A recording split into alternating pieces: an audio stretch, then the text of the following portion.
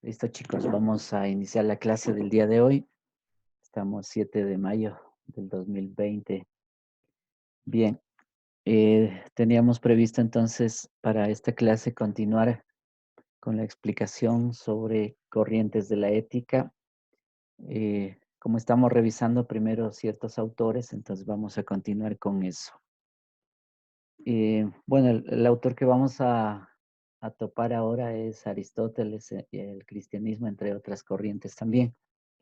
Yo quería empezar con una breve reflexión porque, a ver, sobre todo Aristóteles y los pensadores, pues que vendrán posteriormente también, van a hablarnos sobre el entendimiento, la razón, fundamentalmente. La razón, pues, es una parte del ser humano, del cuerpo humano, es decir, en la gran evolución que hemos tenido del universo como también del planeta Tierra. La mayor expresión de la vida es el ser humano, y el ser humano, pues, ha desarrollado esa capacidad, eh, que viene, diríamos, casi innata, o más bien es innata al ser humano. Entonces, la razón, pues, es, aquel elemento biológico y psíquico que nos permite, pues, entender, comprender el mundo en el cual nosotros nos desenvolvemos. Es decir, el ser humano pues es un ser autoconsciente, ¿sí? Que se diferencia de hecho de los otros seres como los mismos animales, que no tienen ese nivel de autoconciencia. En cambio, el ser humano pues tiene un nivel de autoconciencia. Y en ese sentido pues eh, es parte de la razón. El otro elemento también de la razón pues es la conciencia. Conciencia significa, este, a ver, voy a cerrar este teléfono porque está aquí.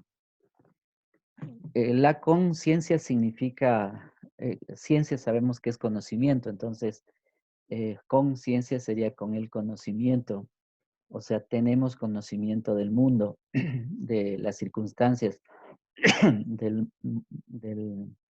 las condiciones en las que uno se mueve también. Entonces, la conciencia, pues es esa parte del ser humano que, que es individual, pero también es social. Y la parte social es la que condiciona la conciencia de las personas. Por eso es que nosotros los seres humanos somos producto de la sociedad en la cual uno vive, de la cultura, porque la cultura, la sociedad que le rodea a uno influye en la formación de nuestra conciencia. De ahí que hay una relación mutua pues entre conciencia individual y conciencia social, o las circunstancias sociales, las condiciones sociales, pues influyen en nuestra conciencia individual, ¿sí? Entonces, de algún modo somos producto, pues, de eso que nos rodea a todos, ¿sí? Entonces, en ese sentido, pues, estamos hablando de conciencia. De ahí que, entonces, decía yo, pues, que la razón tiene que ver también con la autoconciencia y con la conciencia en general. Y ahora estamos yendo también, diríamos, a una conciencia universal, es decir, de la humanidad. Cada vez la gente en el mundo, los países, mediado por las tecnologías de la información y la comunicación, como son los teléfonos, la informática, etcétera, pues nos están conectando mucho más, nos volvemos más cercanos. Y eso es muy importante, muy interesante, además, en la historia de la humanidad. Bueno. Entonces, miren, el tema de la razón es fundamental. La razón es la que nos permite también explicar el mundo, y de ahí que la ciencia pues tiene que ver justamente con la explicación del mundo, ¿sí? Es decir, ser conscientes de lo que nos rodea. Eso es la ciencia. En realidad, ser consciente de lo existente, de lo que se genera en la vida misma, porque la vida es la existencia. La vida es no solamente los seres vivos como llamamos, sino también es todo lo que hay, porque decir el universo es un ser vivo, es un organismo, llamemos entre comillas vivo, porque la palabra organismo no da como para decir del universo, pero es una idea, digamos, que se me ocurre en este momento decir que es como un organismo vivo, porque de hecho de ahí venimos también, es decir, somos producto pues de esa gran evolución cósmica. Bueno, entonces miren, vamos a revisar los autores que tenemos previstos para el día de hoy. Voy a compartir la pantalla con ustedes para seguir las ideas.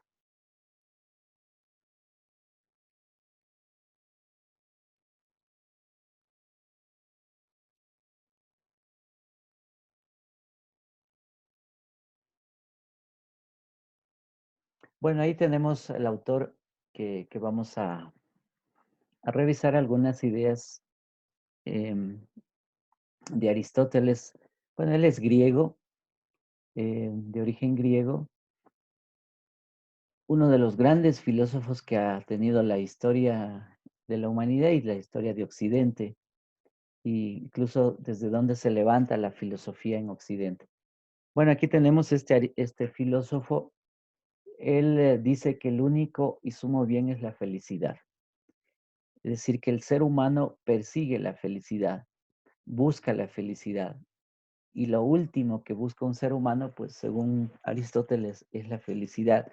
De ahí que el bien común, pues, que son el conjunto de bienes que produce la naturaleza, está pues para esa finalidad, para el logro de la felicidad. Bien, entonces ahí hay un concepto muy importante de la felicidad, el logro de ese bien, porque es un bien espiritual, entonces hay que buscarlo. Dice, la felicidad del hombre radica en el ejercicio de la razón. Miren, aquí hay un primer elemento para hablar de la razón, que era la reflexión con la que yo estaba empezando. La razón, pues, en el sentido de que entiende el mundo, comprende, es el intelecto humano el que entiende las circunstancias, entiende la misma vida humana. Entonces, en ese sentido, pues, la razón tiene también como finalidad, pues, la búsqueda de la felicidad. Entonces, en ese sentido es como Aristóteles, pues, dice, la felicidad del hombre radica en el ejercicio de la razón. Se debe buscar las condiciones de la felicidad, ¿sí? Y esas condiciones, pues, según el autor, uno es la seguridad, ¿sí? El ser humano busca seguridad en su entorno y también la búsqueda de la libertad. La libertad siempre es condicionada, no es una libertad como libertinaje. Es decir, ¿qué es el libertinaje? El libertinaje, pues, es una persona que no tiene límites a su libertad y cree que el mundo le pertenece a él solito. Ese es el libertinaje. Entonces opta por aquello que le impulsa a su deseo. Es decir, hay un deseo interno y él cree que pues ese deseo es de todo el mundo. Entonces, en ese sentido se da el libertinaje. Pero la libertad resulta que no, porque la libertad, en cambio, primero que es limitada, es decir, el ser humano tiene una libertad limitada, primero por su cuerpo y por las condiciones que le rodean a ese ser humano. Es decir, nosotros físicamente pues somos limitados. Uno quisiera irse a la luna, pero no es posible porque sencillamente no tienes la condición a no ser que hayas creado el objeto, es decir, el objeto aeroespacial para ir hasta allá. Entonces tu libertad se puede realizar, pero así sencillamente no es posible. Entonces, la libertad está condicionada por las condiciones físicas, por el clima, por el ambiente, por la geografía, etcétera, por la historia, todo eso está condicionado a la libertad. Y de ahí que el ser humano tiene pocas opciones para escoger. Entonces se puede entender la libertad también como la opción que tiene el ser humano. Entonces miren, el concepto de libertad que usa Aristóteles, pues es un concepto limitado en el sentido de que el ser humano pues no tiene toda esa capacidad que quisiera tener para poder ser libre como tal. Por supuesto que hay una libertad interna también. O sea, hay que entender que la libertad interna de cada individuo pues es aquella que tiene capacidad de escoger, de deliberar y decir, bueno, yo opto por determinada circunstancia o determinado camino. Sí, por eso es que el ser humano entonces puede escoger entre el bien y el mal también. Entonces, miren, el concepto de libertad es fundamental en Aristóteles porque de algún modo él está diciendo que el ejercicio de la felicidad, pues sencillamente implica también la libertad.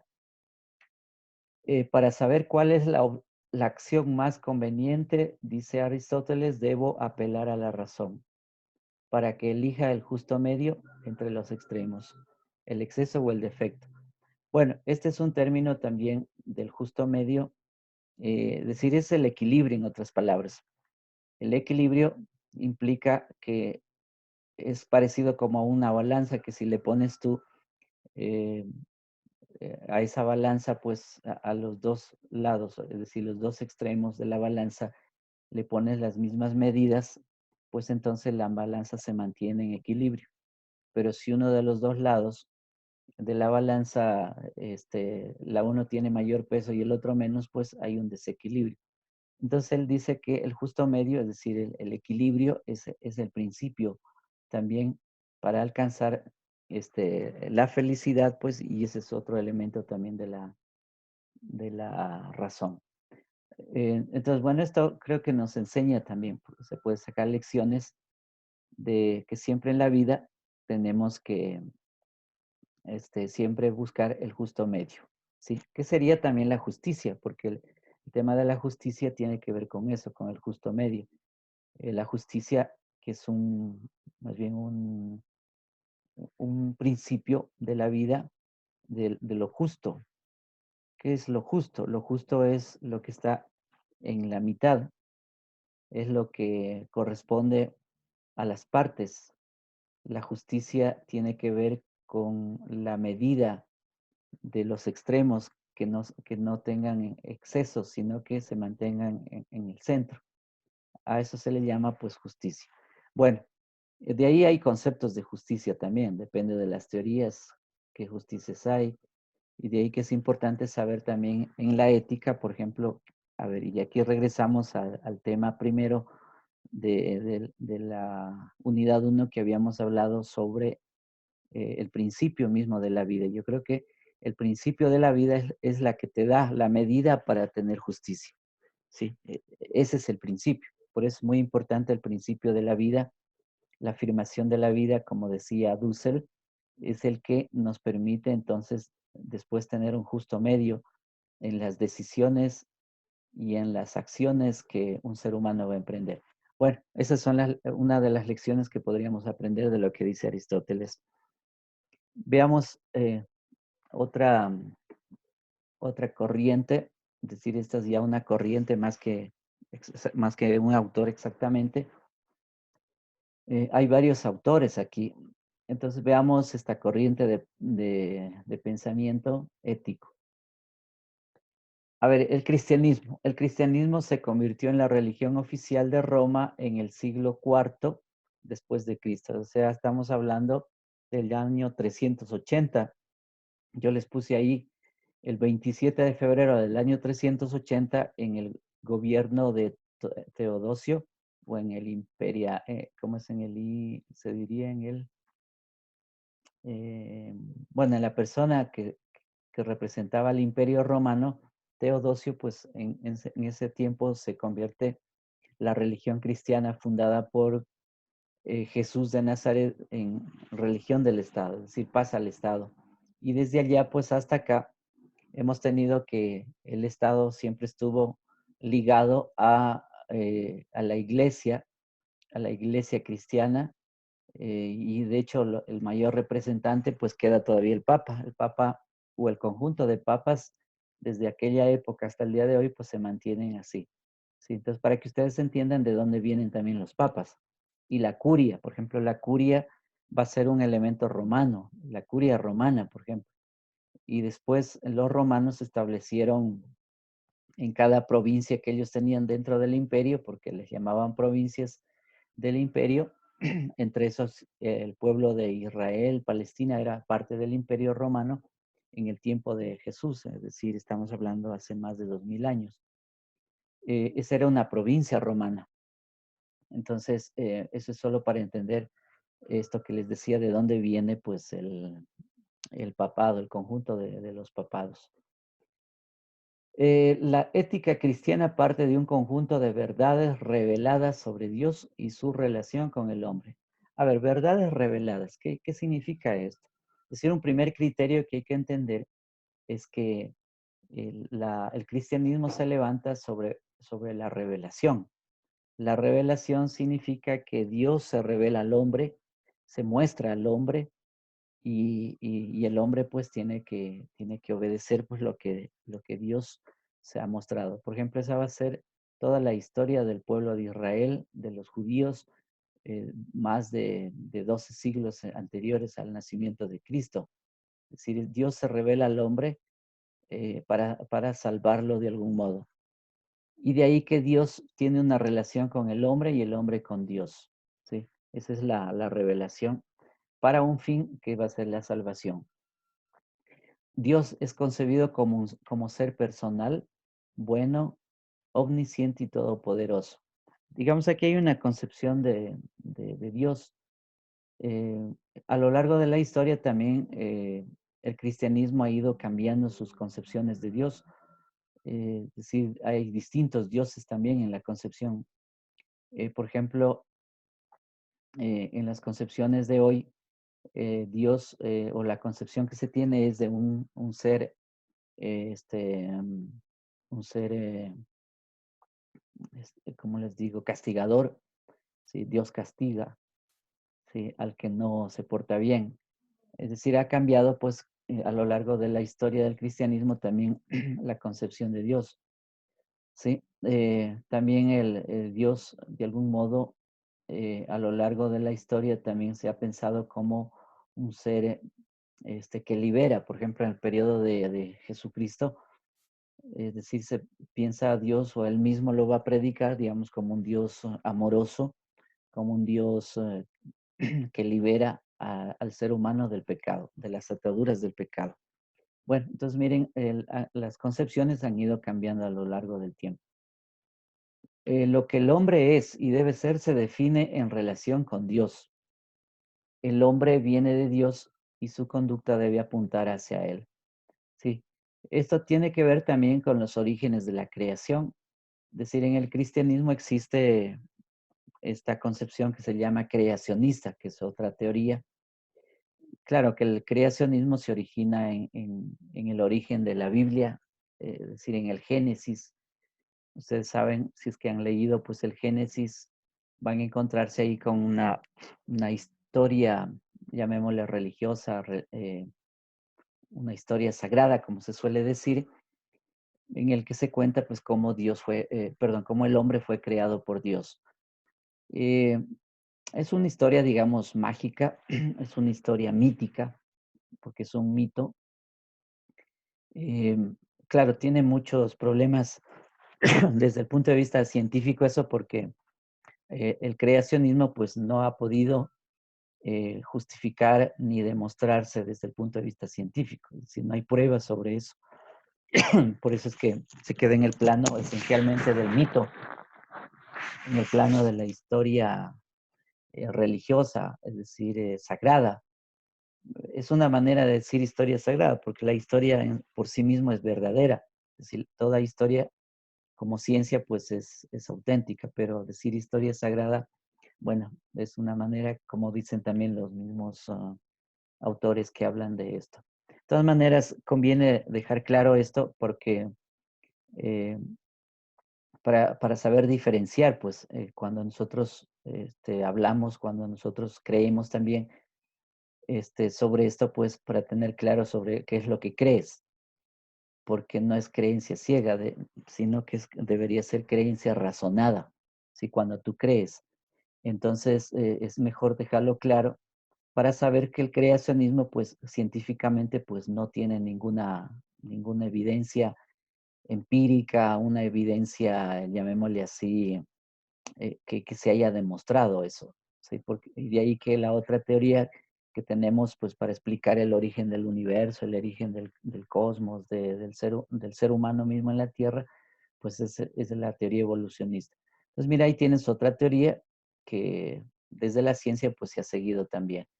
Pero de todas maneras, miren, dentro de esta concepción, la idea es que el ser humano viene de Dios y regresa a Dios. En la concepción también del cristianismo, un elemento central es Cristo. Cristo es pasado del judaísmo al, al concepto griego de Cristo, es decir, en el ámbito del judaísmo y del origen mismo de Jesús, pues se llama, Cristo significa Jesús, pero al pasar de, de la lengua aramea, que significa Jesús, se pasa a la lengua griega Cristo, ¿sí? Es decir, ahí hay que entender por qué viene el nombre de Cristo. Bueno, Cristo, en términos, digamos, de la lengua griega, es el centro del cristianismo, es decir, el creador del cristianismo es básicamente Cristo, o sea, Jesús. Y yo generalmente, y eso es ya mi punto de vista, de hecho, prefiero hablar de Jesús de Nazaret, porque Jesús de Nazaret, primero que está a lo largo de los libros sagrados del judaísmo eh, y de Palestina mismo, en esa larga tradición, pues se habla de Jesús, ¿sí? No de Cristo, sino de Jesús. Eso uno. Lo otro es que está sentado sobre la tierra, en el sentido de que nace en Palestina, en Belén, y pues ese es el centro de origen de Cristo. Es decir, nos da la idea de que es un Cristo histórico. Es decir, vino a la historia, estuvo en la historia. ¿Sí? Entonces, en ese sentido, y bueno, y sigue en la historia, dado que existe un gran porcentaje de gente que sigue creyendo en Cristo en términos de Jesús de Nazaret. Entonces, de ahí que conviene llamarle también Jesús de Nazaret. Yo prefiero eso, pero bueno, ese es mi punto de vista que puede diferenciarse de otros. Pero aquí tomemos el nombre de Cristo, que es un poco el término que usan más dentro del mismo cristianismo para explicar esta doctrina y desde el nacimiento del mismo Cristo. Entonces, el centro del cristianismo, pues es Cristo, este hombre que vino al mundo. También habría que, a ver, aquí hay que entender que Cristo implica también y que no es solamente terrenal, sino que también es más bien celestial. Es decir, es terrenal y celestial a la vez. Sí, eso también indica Cristo.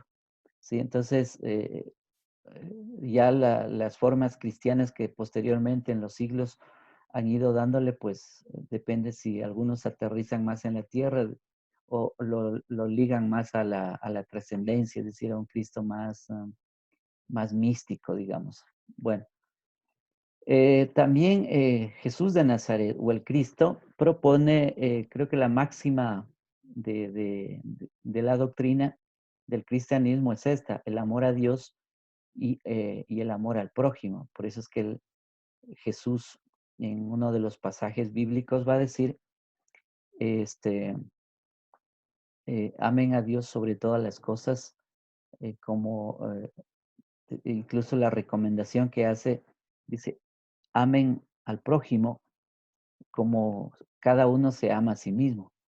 Entonces, mira, prójimo también significa próximo, ¿sí? Es decir, la palabra primera es próximo, pero después la traducción que se ha hecho es de prójimo, pero también, es decir, ambas palabras son similares y nos dicen mucho también. Entonces, el prójimo es cada uno de nosotros, pero también son los que me rodean. Esos son los prójimos. Es decir, el prójimo es el cercano, el próximo. ¿Sí? ¿Quién está próximo? Y el primer próximo es uno mismo.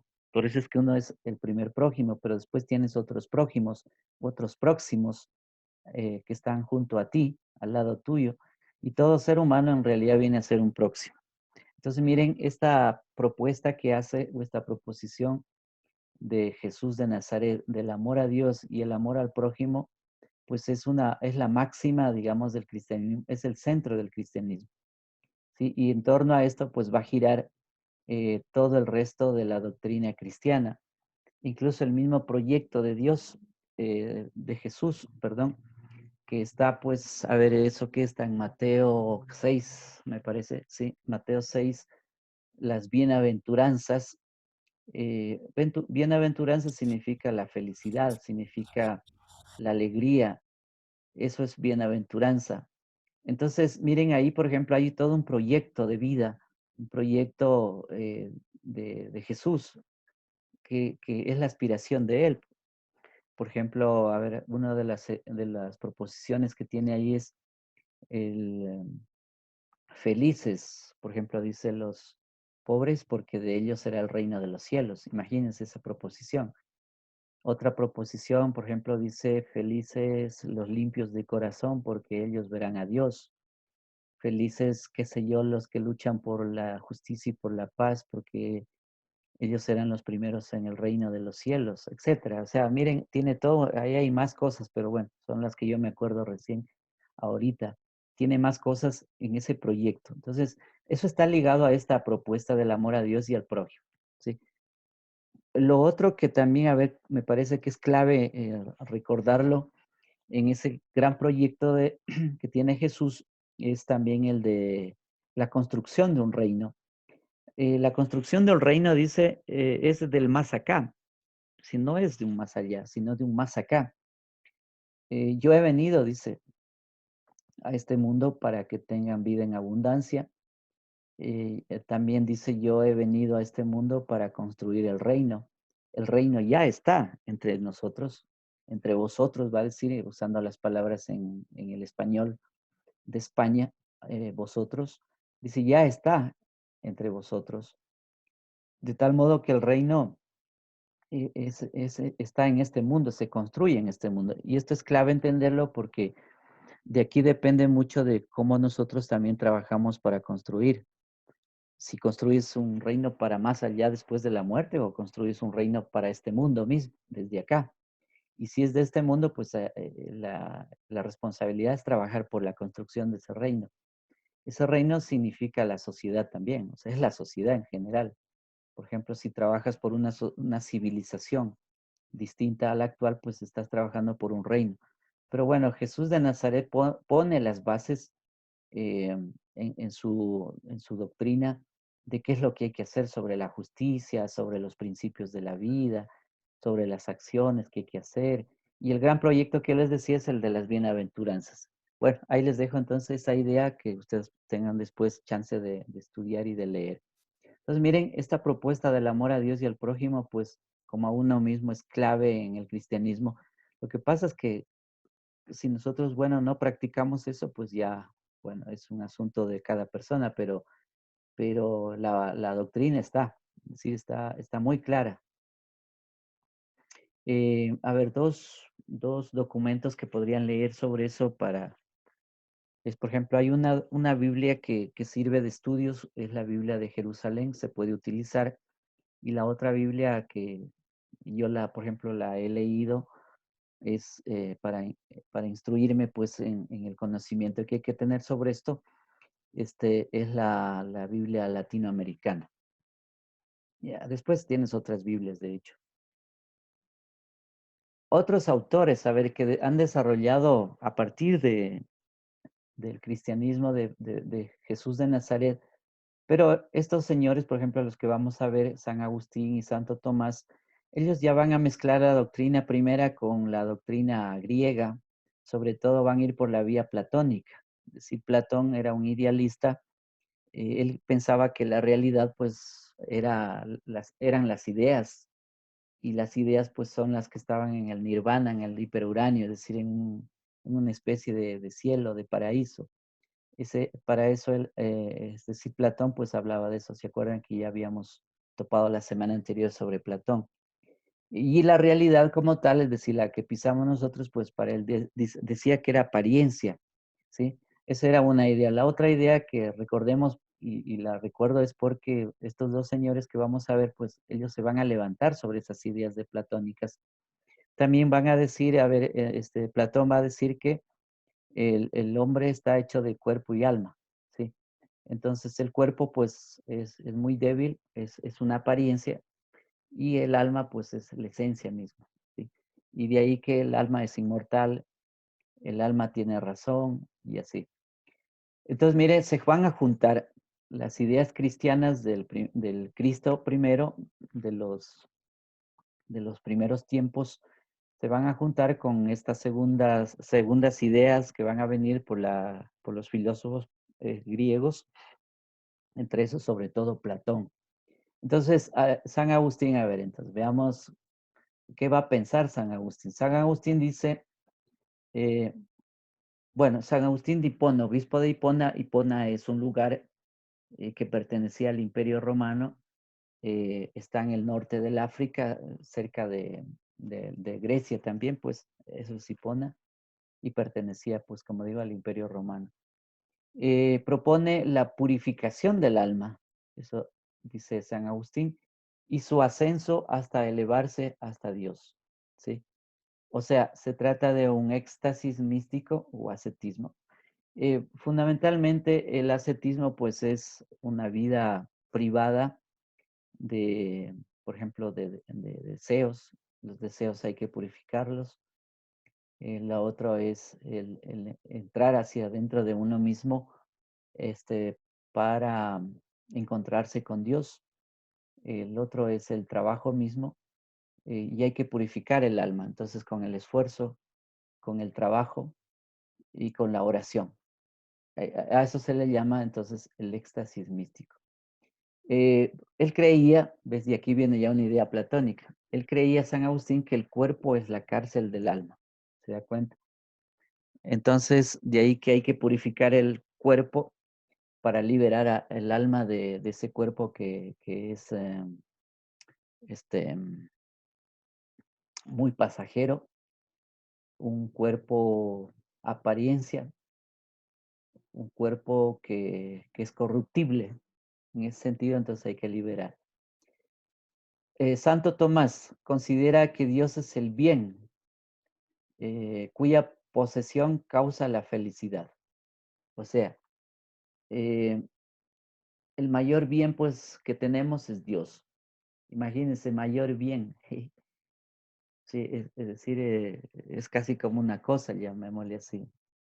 Y hay que poseer pues eso para que exista felicidad. La contemplación, dice, el conocimiento de la causa última es la felicidad. Miren, ahí estamos tomando ya unas ideas también platónicas. Platón pues hablaba justamente de esto, pero Santo Tomás, como decía, también va a alimentarse de las ideas griegas o de algunos filósofos griegos. Entre esos, además de Platón, pues perdón, de Aristóteles. El conocimiento racional, dice, no demuestra, sino que muestra la existencia de Dios. A ver. Bueno, el conocimiento racional lo que muestra es la existencia de Dios. Más bien, así sería. Es decir, la vida en la que vivimos, que es explicada por la razón, nos está mostrando de algún modo la existencia de Dios. Es decir, que todo es creado. En ese sentido, es lo que se quiere decir en este enunciado. Bueno, hasta ahí tendríamos las ideas sobre el cristianismo. Después, a ver, después de estos autores, bueno, hay la iglesia en general con otros representantes que van a pasar por la Edad Media, que se llama también la época del oscurantismo, y luego tenemos el Renacimiento, donde de algún modo la iglesia va a seguir anclada en la concepción romana y en las estructuras romanas, y eso va a causar pues muchos problemas posteriormente ya hacia el siglo XVI, XVII, que otros como por ejemplo Martín Lutero va a separarse justamente de esta iglesia que viene por la herencia romana, va a separarse de la iglesia católica en general o del cristianismo en general, fundando un nuevo cristianismo, un cristianismo que reconoce, dice más bien,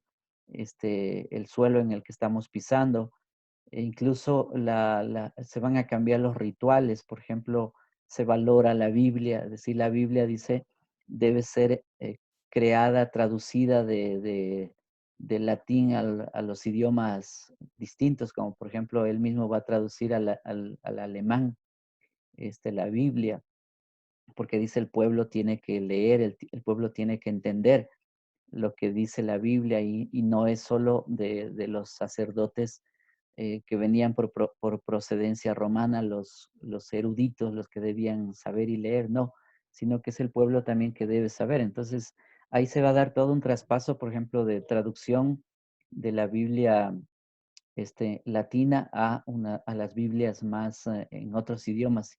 Y eso va a empezar, como digo, por la traducción al alemán. Y también del mismo grupo de Martín Lutero, pues se van a desprender otros grupos religiosos. Va a ser, por ejemplo, el posterior, el calvinismo, y del calvinismo que se extiende por toda Europa y después pasará también hacia los Estados Unidos. Bueno, y ahí sí vamos a tener una variedad de movimientos religiosos, de grupos religiosos hasta el día de hoy, que incluso cada grupo sigue dividiéndose más y van formando nuevos grupos que hasta nosotros les llamamos sectas religiosas, que cada una pues tiene ya, crea a su manera lo que quieren creer pues en esos grupos, depende de los intereses y de las ideologías que estén detrás. Bueno, y así es como está el mundo y cómo el cristianismo también se ha dividido muchísimo en ese sentido. Y el caso del catolicismo, pues, a ver, los datos que tenemos hasta ahora muestran de que está de bajada, es decir, los cristianos creyentes pues cada vez van siendo menos en el mundo, se está reduciendo con mucha rapidez el número de creyentes católicos y otros grupos religiosos están asumiendo a esos que van desprendiéndose del catolicismo y esos grupos religiosos pues les generan a los nuevos adeptos pues un paraíso asimismo terrenal, una salvación, incluso se han llegado a creer que serán pocos los que se van a salvar, incluso ponen ahí números de 600 no sé cuántos, serán solo los que se salvan.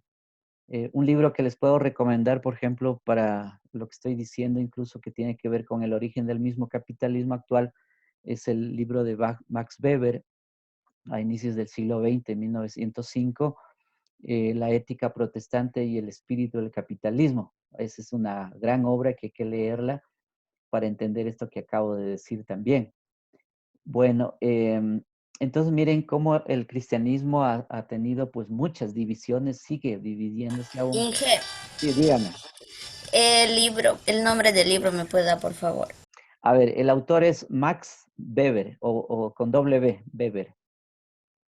Y el título es La ética protestante y el espíritu del capitalismo. ¿Copiaste?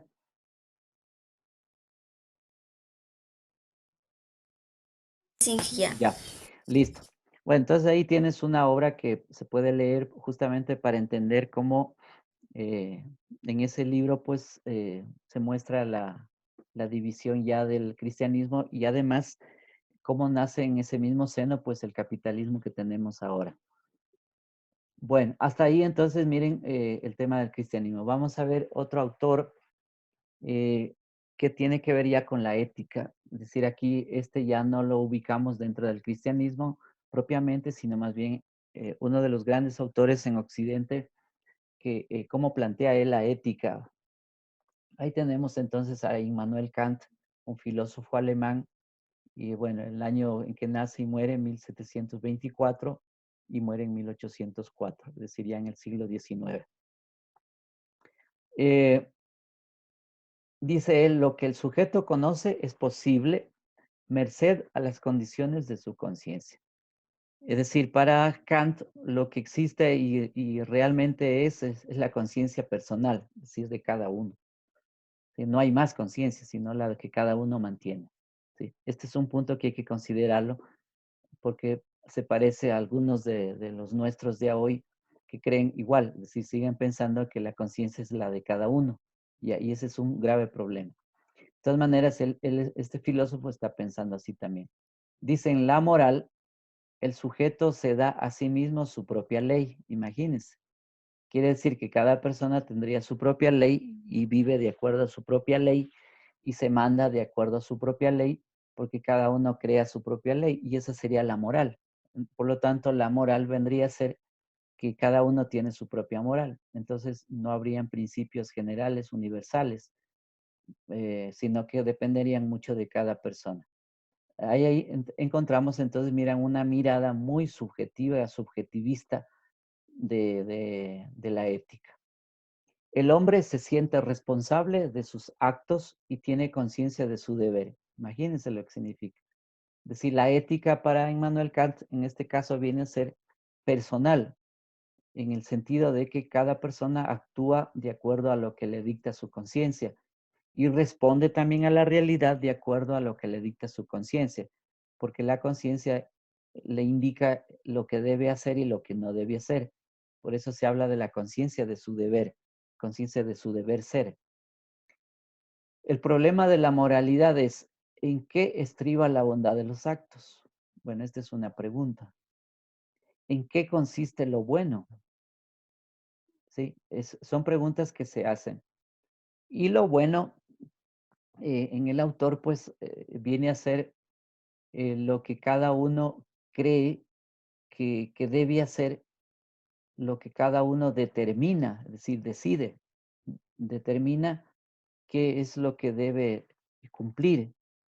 Por lo tanto, el bien, pues, depende de cada uno y de ahí que existen bienes, es decir, como un hecho para el autor de que cada uno tiene su propio bien y puede lograr su propio bien. Es decir, estamos hablando en general, a ver, entonces aquí le podemos hacer una crítica ya. Estamos hablando en general de que el autor, su posición filosófica y de la ética es muy personal. De ahí que se puede hablar de la ética de la persona, de cada persona, de cada individuo.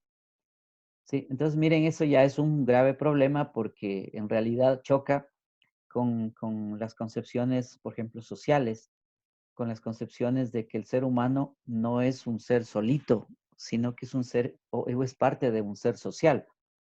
Es decir, nosotros somos con los demás. No es que cada uno es solito y ya.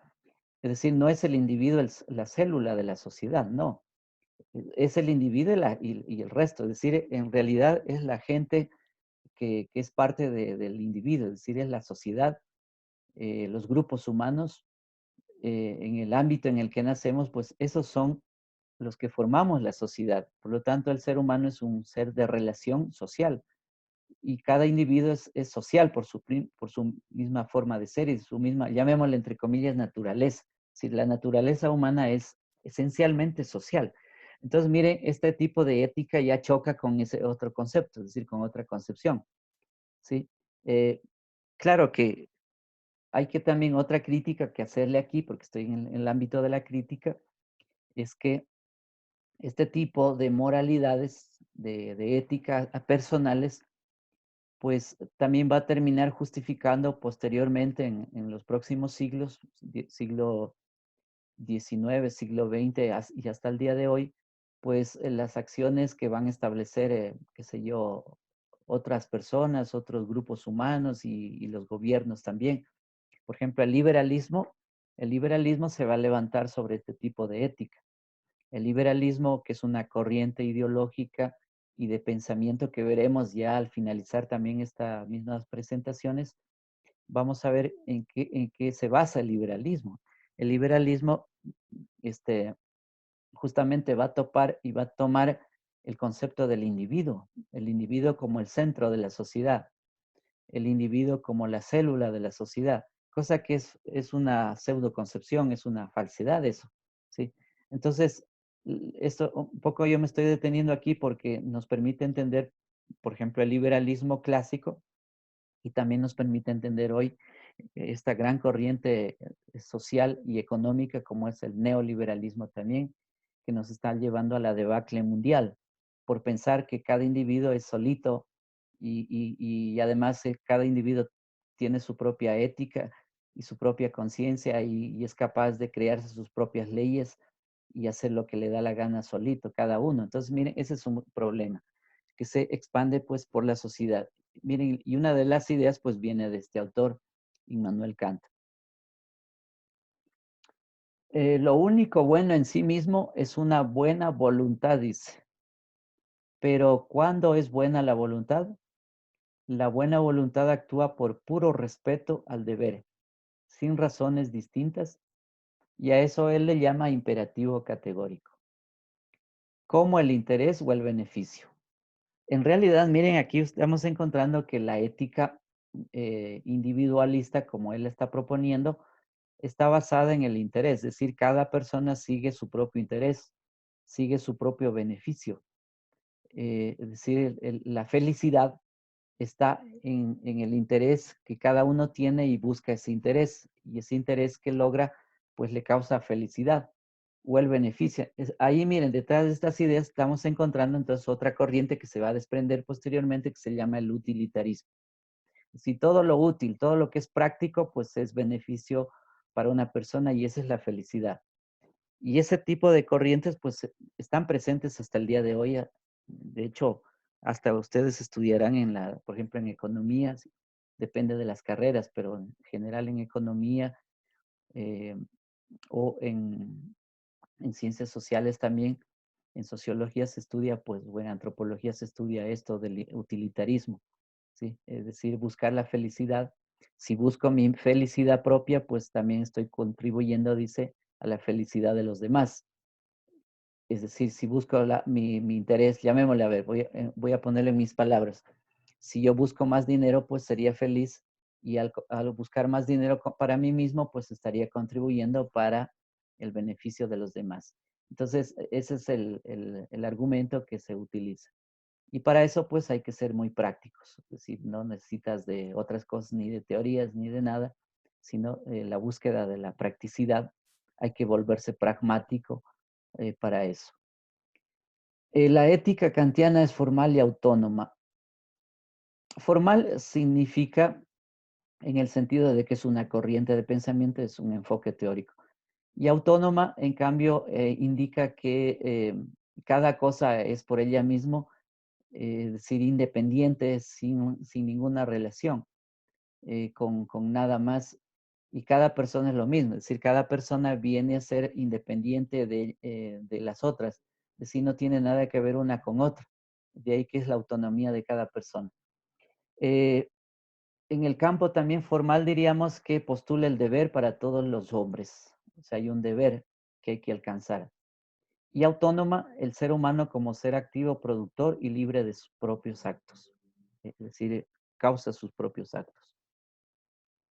Bueno, hasta ahí el caso de este autor, de Immanuel Kant. Vamos a pasar a un siguiente, a ver.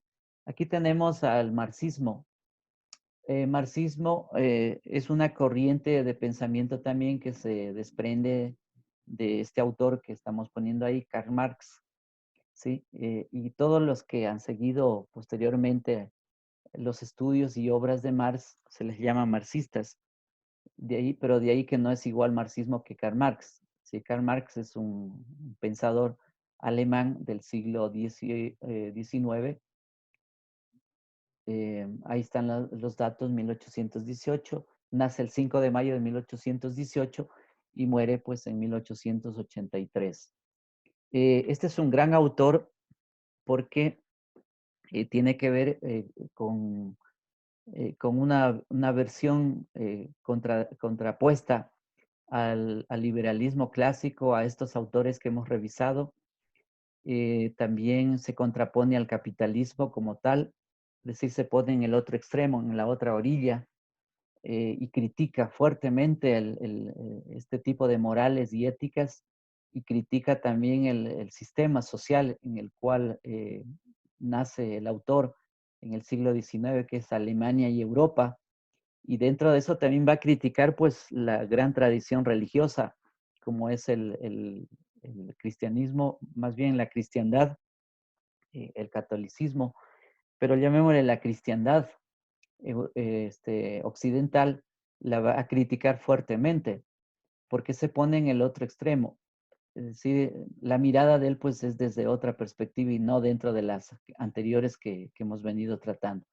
Entonces va a generar una fuerte crítica a la sociedad capitalista, a la sociedad burguesa, y que se sigue estudiando hasta el día de hoy. Es decir, hoy seguimos estudiando en las universidades pues serias a Marx, porque es uno de los grandes autores que ha tenido la humanidad. Eh, ya son más de 150 años de su muerte y sigue vivo, digamos, el pensamiento de este autor. Él ha cambiado mucho el mundo también a partir de sus obras. Sobre todo hay una obra importantísima que se llama El Capital, y a partir de esas obras, pues el mundo ha cambiado, se ha ido transformando. Como él mismo decía, eh, la filosofía, lo que ha hecho hasta ahora es desinterpretar el mundo. Y de lo que se trata es de cambiar, de transformar el mundo, dice. La filosofía tiene que transformar el mundo, no solo interpretarla, ¿sí? Este es un principio que lo toma incluso de una obra que escribió las tesis de Feuerbach, que es un maestro de él y que va a ser una crítica a él. Bueno, veamos a ver algunas ideas de Marx, no tanto del marxismo, porque el marxismo es muy amplio y ahí dentro de esa corriente también hay otros enfoques también, entonces es súper amplio. Veamos solamente el caso de Marx, ¿qué dice él? Dice, la moral cumple una función social. Es decir, el autor en realidad nunca va a estar hablando del individuo, sino de que el hombre es un ser eminentemente social. Es decir, nacemos en la sociedad, somos de sociedad y nuestro fin es social también. Y por lo tanto, la moral también va a ser social. De ahí que este primer enunciado, que la moral cumple una función social, es así, pues porque está dentro de la órbita que trata el autor. En una sociedad dividida en clases antagónicas, la moral tiene un carácter de clase. Miren, aquí aparece otro criterio importante porque en sus estudios él va a encontrar que la sociedad humana, sobre todo dentro del capitalismo, porque hay que entenderlo dentro del capitalismo y del sistema del capital. Cuando yo digo sistema del capital, a ver, para que se entienda qué está dentro de ese entorno, está pues lo que se llama el capital, es decir, el capital implica mercancías, implica la fuerza de trabajo, los medios de producción, implica la circulación, la distribución, el consumo, la plusvalía, todo eso implica el capital cuando hablamos del capital. Entonces, cuando yo digo sistema del capital, es eso, más el trabajo humano que está ligado al capital, es decir, dependemos del trabajo humano o el trabajo asalariado, más bien llamémosle así, depende de las relaciones sociales del capital y el Estado. El Estado es uno de los actores fundamentales del capital también. Por eso es que la ecuación aquí se forma entre capital, trabajo asalariado y el Estado. Son parte de esta ecuación del sistema del capital. Entonces, miren, me explico así porque quiero que ustedes me entiendan cuando yo estoy diciendo palabras. Es decir, cuando yo digo el sistema del capital, pues es eso. Bueno, y toda la explicación que eso contiene, que claro, en esta clase no la vamos a desarrollar sencillamente porque no nos da para eso, pero de todas maneras, eso es el sistema del capital. Entonces, cada vez que yo hable de sistema de capital, pues se refiere a eso. Y el capitalismo, en cambio, es un sistema socioeconómico y político que está concentrado en el capital, que se concentra en el capital, ¿sí? A eso se llama, entonces, capitalismo. Eh, entonces, miren, en una sociedad, dice el autor, dividida en clases, porque las clases son históricas, es decir, las clases se crean en la sociedad por el mismo capitalismo, o sea, el capitalismo crea las clases, y son clases antagónicas. Bueno, Marx va a identificar dos tipos de clases, aunque hay más, pero sobre las fundamentales son que hay una clase burguesa, quien controla los medios de producción, y hay una clase proletaria, es decir, un trabajador que vende su fuerza de trabajo a un capitalista. Entonces, en la sociedad, pues existen esas dos clases y esas dos clases están en lucha y por eso se llaman antagónicas. Es decir, están en lucha opuesta porque los unos controlan la riqueza y los otros pues solo tienen que comer todos los días para seguir trabajando todos los días y sobrevivir y vivir así hasta que se mueren, ¿sí? Esa es la relación que se establece en clases. La moral tiene, dice también entonces, un carácter de clase, es decir, entonces habría la moral de la clase burguesa y la moral de la clase trabajadora o proletaria. A cada clase social corresponde una moral peculiar, o sea, propia, ya, lo que decía. Si la clase trabajadora, proletaria, pues tiene su propia moral. ¿Cuál es su propia moral? De que es un trabajador asalariado, que recibe un salario, que vende su fuerza de trabajo viva a alguien, pues, para que le pague un salario, ¿sí? Un salario que en realidad este, es de explotación, porque este trabajador entrega más del tiempo previsto al capitalista. En realidad hay estudios que dicen que una persona eh, necesita trabajar 3 horas, máximo hasta 4 horas, y con eso pues ya tendría pagado su trabajo, es decir, entre 3, 4 horas pues ya realiza su trabajo. Y eso sería suficiente como para que pueda pues vivir bien. Sin embargo, en una sociedad capitalista no es así, porque el capitalista que tiene o controla los medios de producción, tiene también el dinero porque tiene una masa de dinero que adquirió, pues tiene que comprar fuerza de trabajo. Es decir, compra a un trabajador que tiene esa fuerza de trabajo, lo único que tiene, que es fuerza intelectiva, es decir, de la inteligencia, que se ha preparado, o también sabe hacer cosas manuales. Por eso es trabajador, porque sabe hacer cosas. Entonces vende este señor, es decir, el trabajador vende su fuerza de trabajo unas cuantas horas más. Es decir, el capitalista dice, a ver, te contrato por 8 horas, pero resulta que el trabajo solo son 4. Entonces se apropia de las 4 horas más. Y esa se llama rentabilidad, eso se llama ganancia. Eso se llama en términos de economía política la plusvalía, ¿sí? Entonces hay un plusvalor.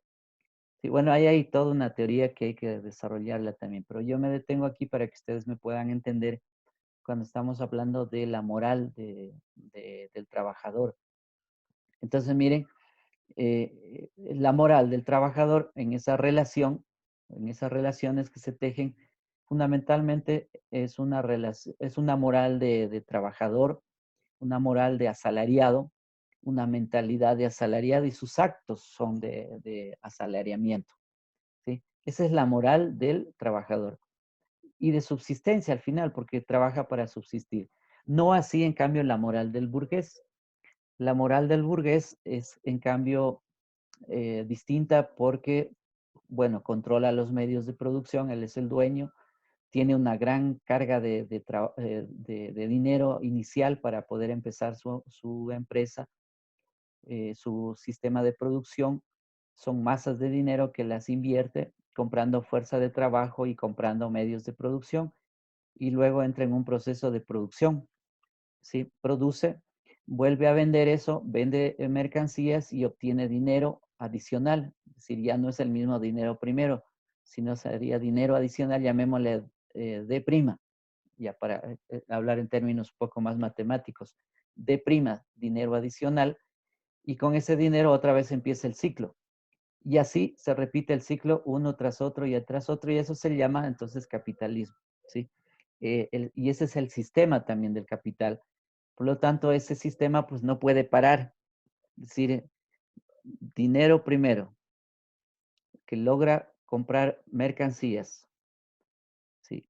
Luego produce, luego vende, ¿sí? Mercancías. Tenemos mercancías prima. O sea, M arribita, póngale como una comillita encima. Eso se llama prima, M prima. Vende eso y obtiene dinero adicional, o sea, D prima. Termina el proceso y otra vez vuelve con lo que ha obtenido, con el lucro que obtuvo, vuelve a comprar nuevamente mercancías y así sucesivamente y sigue el ciclo. Ya, cuando el ciclo se para, pues existe la crisis que se llama del capitalismo.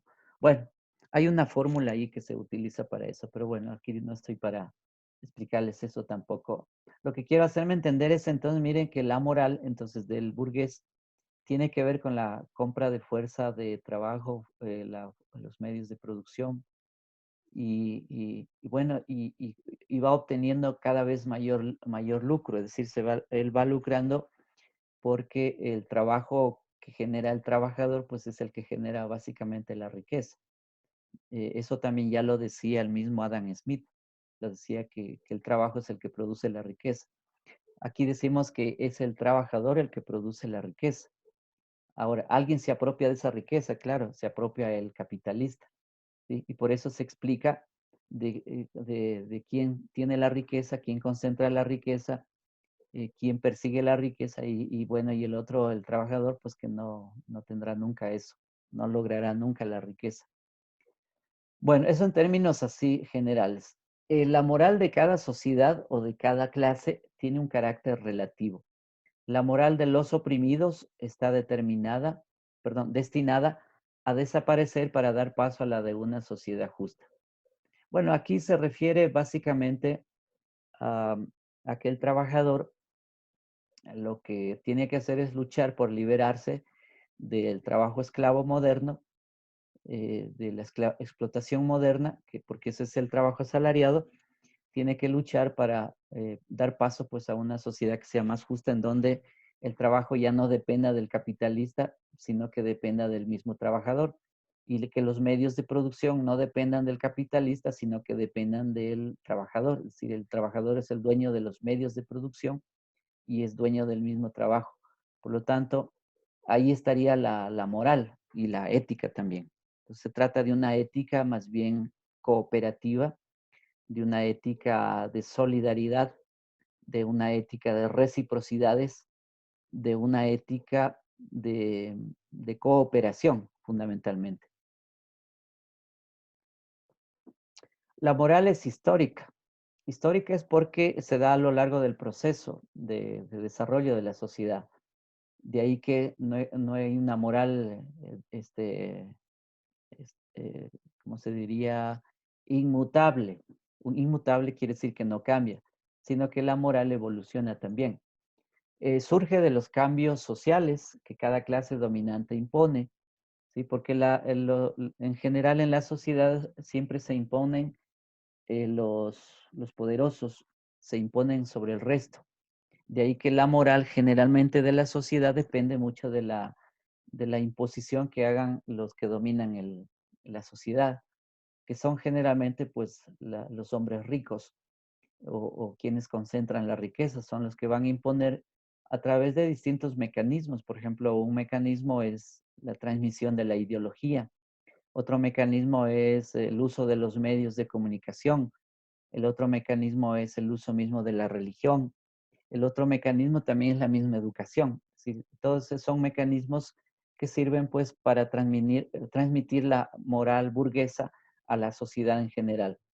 Y bueno, y eso es así porque tienen las posibilidades, no así el trabajador pues no tiene ese dominio eh, de dinero, de controlar, por ejemplo, medios de comunicación, de controlar el Estado mismo, no tiene esa capacidad, llamémosle en términos de oportunidad, porque está controlado eso. Entonces, bueno, y son ellos pues los que finalmente transmiten al seno de la sociedad sus ideas, y por eso es que las ideas de una sociedad siempre son las ideas de la clase dominante. Es necesaria una nueva moral para transformar a una sociedad opresiva y excluyente. Esto no, entonces no significa de que el trabajador tampoco pues se quede con los brazos cruzados, sino que también está de algún modo generando ideas, generando nuevas morales para oponerse también a no dejarse aplastar, dominar pues de las burguesías, de las sociedades. Es un deber moral transformar las relaciones sociales que mantienen a la mayoría de los hombres humillados, explotados y abandonados. En realidad se trata de una moral de los oprimidos que busca liberarse de las ataduras de las esclavitudes modernas. Básicamente, a ver, aquí que quede clara la idea es que la esclavitud moderna es el trabajo asalariado. Esa es la nueva esclavitud moderna. Es como en general, las esclavitudes que hemos tenido en el mundo son básicamente tres. La primera ha sido la esclavitud que existió pues hace siglos atrás, em, con la relación de amos y esclavos. Los esclavos que trabajaban, por ejemplo, para el faraón o que trabajaban para el Imperio Romano, o trabajaron también construyendo pirámides o construyendo caminos bajo el orden, digamos, de un capataz. Entonces, en ese sentido se habla de esclavitud. O, por ejemplo, cuando vienen los españoles a este continente y esclavizan a los negros, trayendo negros esclavos para trabajar en las minas o en la agricultura. Entonces, ahí tenemos una forma de esclavitud. Esa es una primera. La segunda forma de esclavitud ha sido la servidumbre. La servidumbre que se va a dar por ejemplo, en Europa o en otras partes a través del latifundio o también de lo que se llamó feudalismo.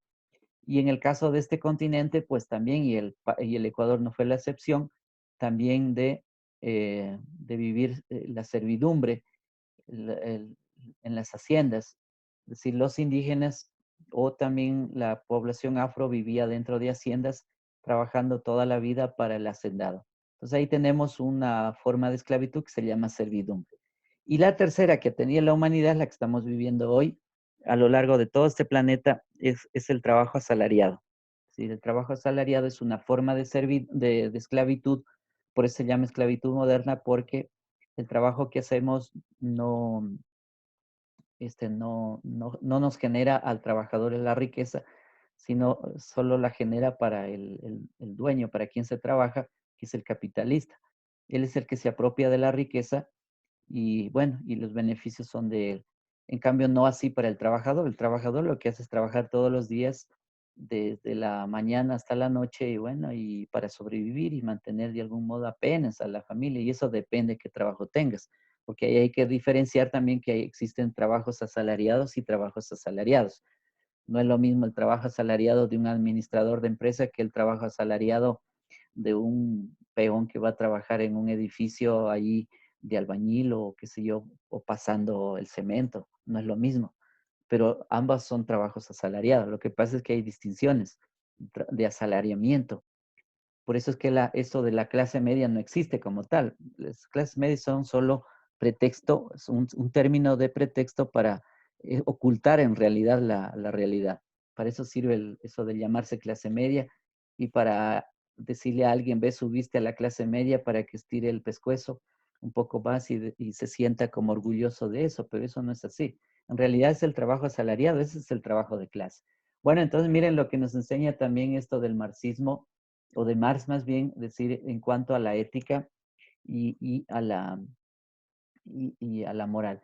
En resumen, yo diría que la ética de Marx básicamente es una ética anclada para la vida en la vida, porque busca eso, la liberación de las ataduras humanas, las ataduras de la esclavitud del trabajo ante un capitalista, y hay que liberarse del trabajo asalariado para tener mejor vida. Entonces, apunta hacia la vida. En ese sentido, hay que entender la ética o marciana.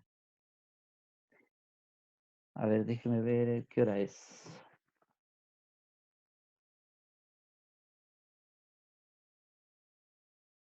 7, 8. A ver, vamos a adelantar un poco más. A ver, tenemos otra corriente que era lo que ya estaba mencionando antes, cuando yo hablé ya de, de un autor, hablé de Kant, por ejemplo, que van dentro de esta óptica del utilitarismo. Bentham y George Stuart Mill, son los representantes del utilitarismo. El utilitarismo viene a ser una corriente de pensamiento y económica incluso, que tiene como fin la búsqueda de los beneficios, la búsqueda del interés. ¿Sí? Ese es el utilitarismo.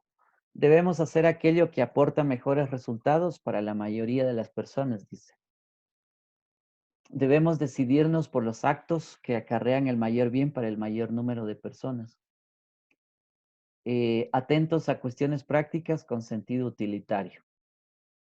Identifica la verdad con lo útil, con lo que ayuda a vivir y convivir.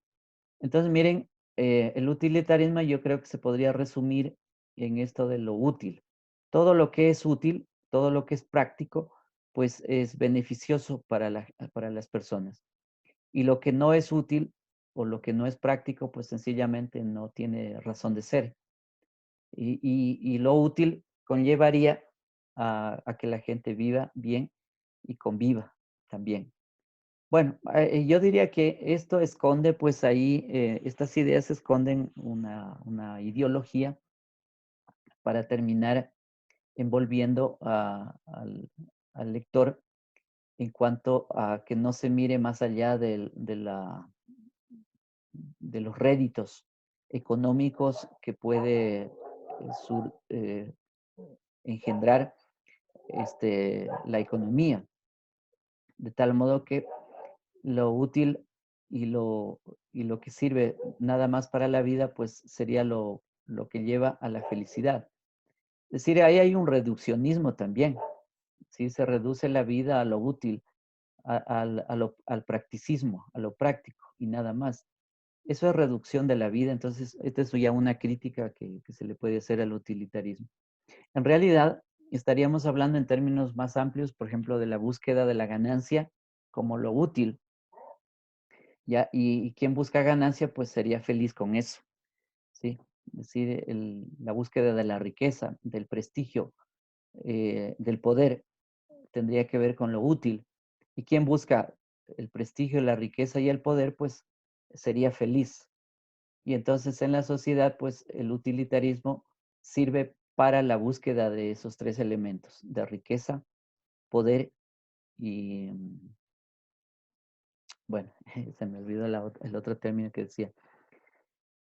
Ya, eso es el utilitarismo. El utilitarismo también se junta al pragmatismo. Pragmatismo, pragmata significa práctica. De ahí viene el término pragmatismo. Se refiere a la práctica, pero es como un sistema. Es decir, el pragmatismo viene a ser un sistema que se implementa a través de la ley y a través de estructuras, de instituciones que sirven este, para lo útil. Representantes son James y Dewey. John Dewey, este es norteamericano. El valor del comportamiento humano se reduce a los actos que conducen al éxito personal. Sí, es decir, hay una reducción de que el éxito solo dependería de cada persona. Es decir, sé exitoso, seguramente te diría Dewey, sé exitoso, busca el éxito, o sea, sé el número uno, dirían en Estados Unidos, porque además en Estados Unidos hay que entender que siguieron este pensador en las escuelas y se enseñó así y se sigue enseñando el éxito personal. Es decir, ahí te van a decir, sé el número uno, el primero, es decir, es la competencia. No importa el otro, sino solo tú, que es el que debes lograr el éxito. Lo que se llama también el logro de la meritocracia, es decir, los méritos. Entonces, miren, eso predican estos señores. El pragmatismo es una variante egoísta del utilitarismo que rechaza la existencia de valores y normas objetivos. O sea, normas objetivos significa normas reales. ¿Sí? En definitiva, diríamos que el pragmatismo está relacionado con el individualismo de cada persona, que según la teoría, pues estaría anclada en el egoísmo. ¿Sí? El egoísmo humano que tiene como esencia también la maldad humana, es decir, el ser humano desde esta visión es que el ser humano es malo por naturaleza, y por eso es que en esa naturaleza es una naturaleza también egoísta. Egoísta viene de ego, centrado en el ego, en el yo, ese es ego. Eh, en el centramiento en el ego sería el egocentrismo. Entonces, miren, bueno, esa es una posición, pues, o sea, hay que considerar eso. Eh, la posición diversa al pragmatismo y al egoísmo, pues viene a ser la otra que en cambio dice que el ser humano es bueno por naturaleza, ¿sí? Ahí estaríamos hablando en cambio de una posición, este, más bien de alteridad de los otros. Bien, otro autor y representante de una corriente es Kierkegaard, Soren Kierkegaard. Él es alemán y es el representante típico de esto que se llama existencialismo. Nace en 1813 y muere en 1855. Kierkegaard postula un individualismo radical y un irracionalismo absoluto. El individuo solo existe en su comportamiento plenamente subjetivo por su existencia única. Miren, ahí básicamente la idea es que cada individuo es cada individuo y también ese individuo pues tiene un comportamiento propio de él y lo que él piense o haga, eso es lo importante, ¿sí? El resto pues cada uno tendría pues su mismo comportamiento y su misma manera de pensar. Kierkegaard dice, la existencia auténtica tiene tres estadios o niveles. Hay un nivel estético, un nivel ético y un nivel religioso. El nivel superior viene a ser el religioso. Es superior porque la conducta del hombre es plenamente libre y por lo tanto auténtico. Otro autor que es existencialista también es Jean-Paul Sartre, francés. Él renueva el individualismo de Kierkegaard, aunque se separa por su ateísmo. Es decir, estamos hablando de Sartre como un ateísmo. Ateísmo significa sin Dios, para que ustedes entiendan qué es ateísmo, sin Dios. Y hay que entender que es el Dios de la cristiandad de Occidente. ¿Sí? En esos términos hay que entender ateísmo. No se puede encontrar un fundamento para los valores absolutos, dice él. El hombre carece de esencia y su esencia es la existencia libre y autónoma. Es decir, está siguiendo el pensamiento de Kierkegaard, como también yo diría, sigue los pensamientos de Kant. El hombre, dice, es libertad. Cada uno de nosotros es libre y la muestra mostrando cómo ha elegido su propio vivir. Solo puedo tomar mi libertad como fin si tomo el de los demás también como fin. Cada uno debe crear valores y normas que lo guíen. Bueno, estamos dentro de un subjetivismo. Un subjetivismo significa que cada uno cree pues lo que quiere creer al final. El existencialismo, a ver, aquí hay otro existencialista español, José Miguel de Unamuno. ¿Qué pensaba Unamuno? Él pensaba que solo existe el hombre de carne y hueso, el que nace, sufre y muere, el que come y bebe, el que juega y duerme, el que piensa y quiere, el hombre a quien se oye, el hermano, el verdadero hermano. Unamuno va a decir que uno está en relación con sus circunstancias, por eso es que decía, el hombre es sus circunstancias.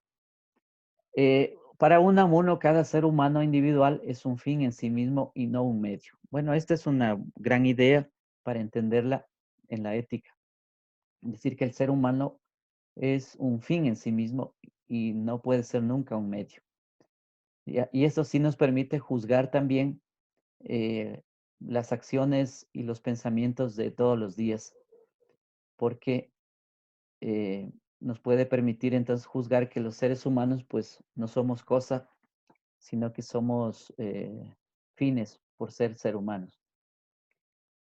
Unamuno aboga por los hechos concretos, experimentales del ser humano vivo, individual. Y de ahí va a hacer esta afirmación que dice que el hombre es lo que come. Es decir, nosotros somos producto también de lo que comemos. Si tal como comemos, pues también somos nosotros. Bueno, y tiene una gran verdad ahí. Ya. Tenemos otra corriente, la corriente que se llama hedonista. Hedonista pues significa placer.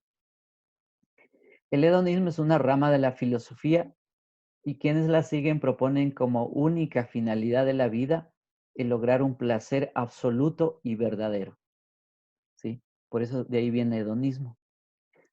También es la creencia de que el placer es el máximo bien humano. Es decir, quien busca el placer, pues sería feliz, porque evita el sufrimiento. Los individuos que hacen del hedonismo su estilo de vida buscan disfrutar y aprovechar cada momento vivido. Se alejan de los dolores, el sufrimiento y de todo mal, a fin de conseguir plenamente el fin de dicha doctrina. Entonces, miren, el hedonismo, pues, entonces es un estilo de vida y al decir estilo de vida es una ética y es también una moral.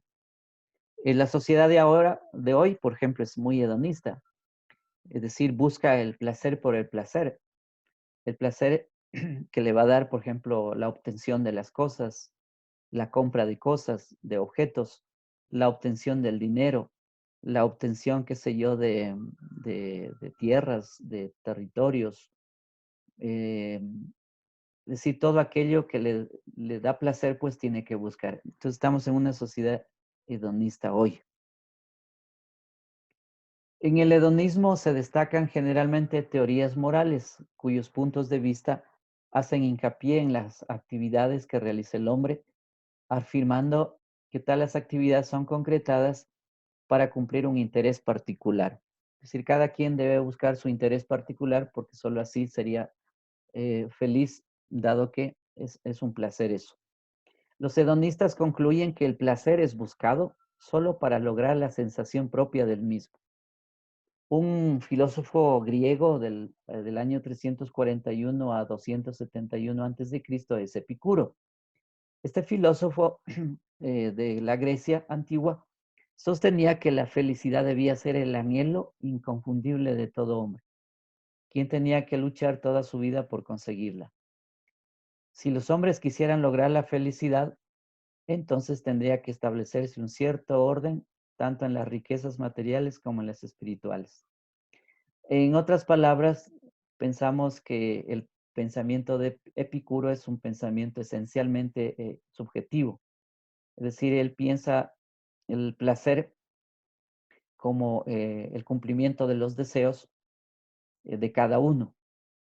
Es decir, el hedonista pues depende mucho de él mismo, de lo que esté pensando y sintiendo y haciendo. El hedonismo, ejemplos de hedonismo, a ver, esto también para diferenciarlo. El libertinaje, por ejemplo, es una forma de hedonismo. Considera la restricción moral y sexual como innecesaria o más bien perjudicial. De ahí que hay que dar rienda suelta pues a los placeres del mundo, al libertinaje propiamente. Es decir, uno hace lo que quiere con su vida y también con la de los demás. Ese es el libertinaje. Y otro elemento del hedonismo actual es el utilitarismo. Es una filosofía fundada a fines del siglo XVIII por Bentham, quien establece que la mejor acción es la que produce la mayor felicidad y bienestar para el mayor número de individuos involucrados. Y por supuesto, maximiza la utilidad. En realidad, la utilidad es lo que vale, el resto no vale. Esto también se podría relacionar con aquello que decimos muchas veces en nuestra vida diaria, eh, este, acerca de quién pues tiene y ese es el que vale. Más vales por lo que tienes y no por lo que eres. ¿Sí? Es decir, ese es el eslogan, yo diría, de ahora. El eslogan de que tú vales por lo que tienes y no por lo que eres como ser humano. Bueno, vamos a dejar aquí entonces la explicación de la clase. Yo la próxima quiero tomar sobre el humanismo ético porque en realidad el humanismo es un problema como enfoque teórico y como concepción. Es decir, hay varios humanismos y hasta ahora, digamos, no hay una claridad tampoco del humanismo. Si no hay claridad ahí. Y hay humanismos también subjetivos, es decir, depende de cada corriente de pensamiento, de los autores. De ahí que tienes humanismo qué sé yo, existencial, humanismo marxista, humanismo cristiano, humanismo liberal, humanismo socialista, o sea, una cantidad de humanismos que es un problema en realidad. Pero necesitamos también entender un poco mejor eso. Así que entonces vamos a dejar ahí con la clase para topar la siguiente vez, pues, qué es esto del humanismo y empezar a revisar unos audios también, unos videos más bien, sobre esto del humanismo para que ustedes se hagan una idea mucho más certera de lo que es el humanismo. Eso, jóvenes. A ver, entonces, ¿hay alguna pregunta que ustedes tengan sobre lo que he hablado? No sé si me siguieron. Yo sé que es arduo esto también porque seguir así implica, imagínense, hacer síntesis no es tan fácil también, porque estamos hablando de autores que han hecho corrientes de pensamiento y que se fundan sobre esos autores también. Entonces no es tan sencillo hacer una síntesis apretada de cada aspecto. A ver, ¿qué dicen ustedes, jóvenes? A ver, cuenten.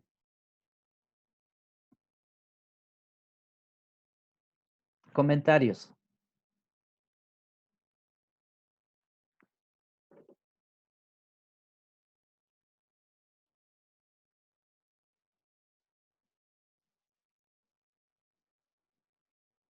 A ver, ¿quién está por ahí? Brigitte. ¿Qué dice Brigitte? No está Brigitte. Uy, se fue. Isaac,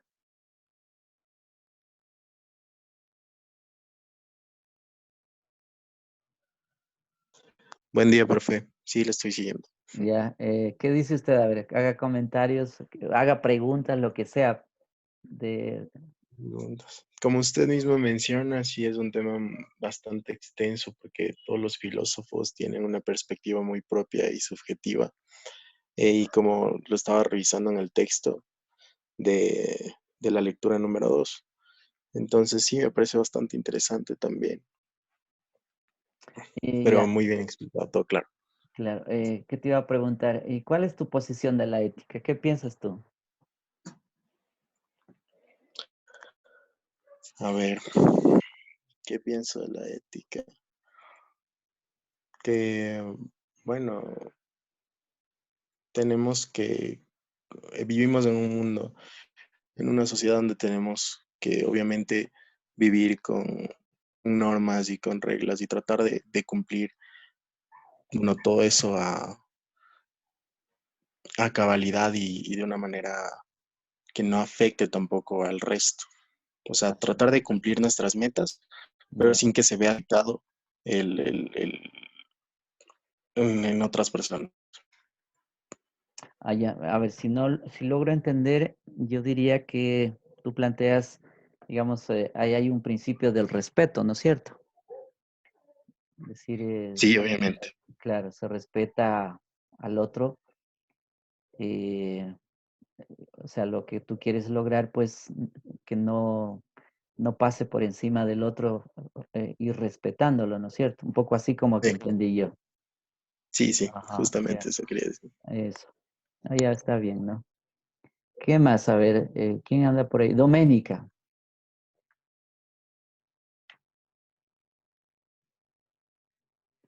Doménica se fue, no ha estado en clases. Carol.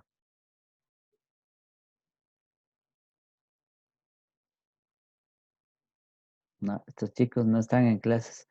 Jonathan.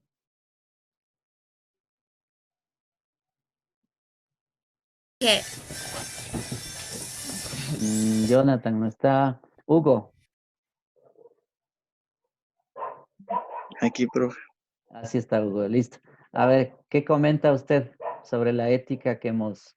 ¿Qué dicen los autores? A ver, ¿qué piensa usted? O sea, de la ética, pues, o sea, yo tengo una idea Sí. ¿Y cuál? que, bueno, que la ética dependería de cada persona, porque no todos pensamos de la misma manera.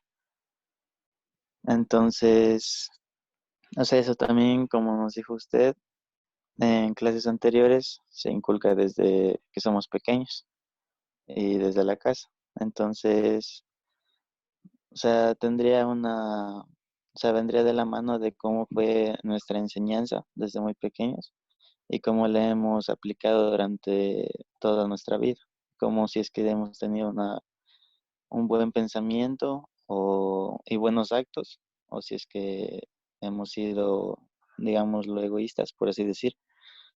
Entonces yo digo que la ética es un valor que tiene cada persona y que lo aplica según sus conocimientos y según su, su desempeño en el tiempo, en el transcurso de su vida.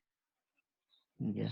Pero ahí estaríamos fregados, porque imagínate si cada uno tiene su ética.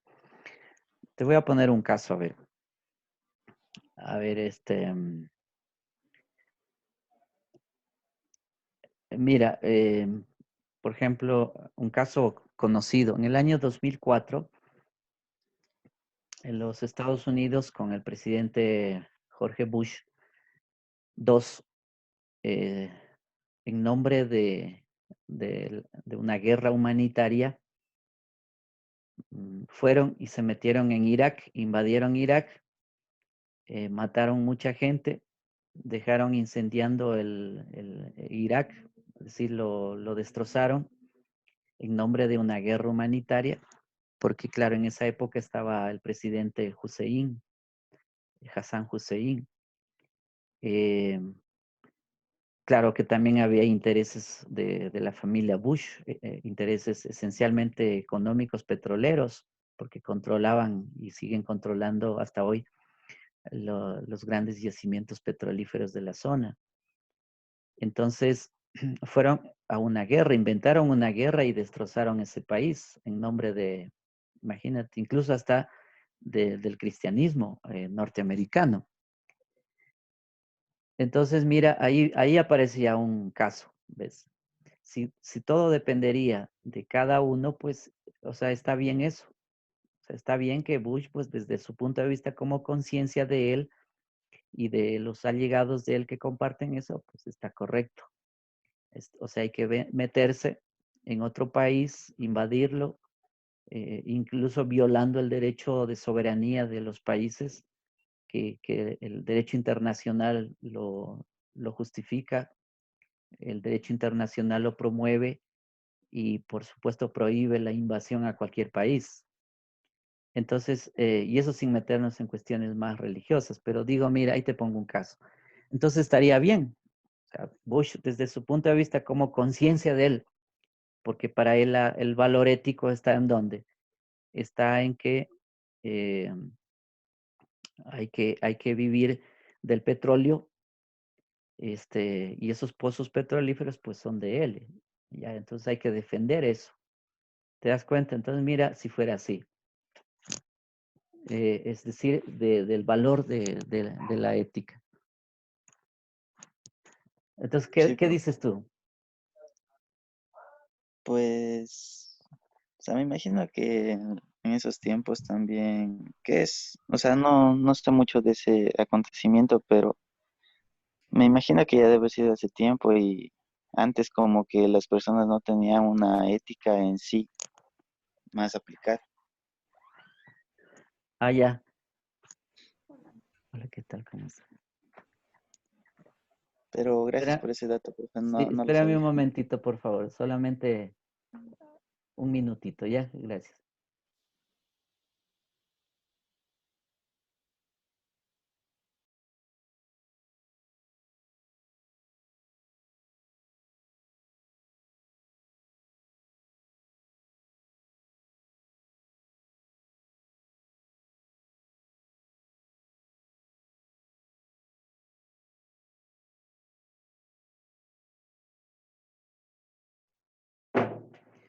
Ah, ya. Entonces, mira, no, pero era para hacerte ver entonces si la ética dependería de cada uno.